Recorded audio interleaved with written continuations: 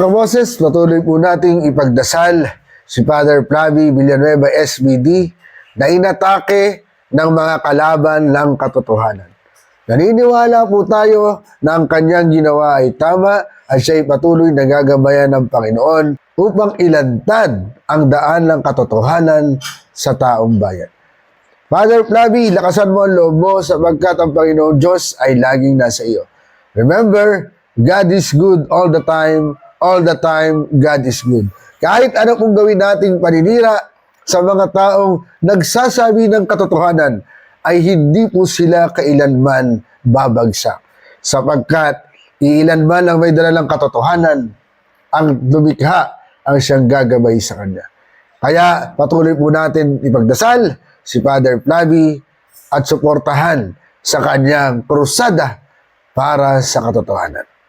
Padayon mga kaboses at ingat po tayong lahat.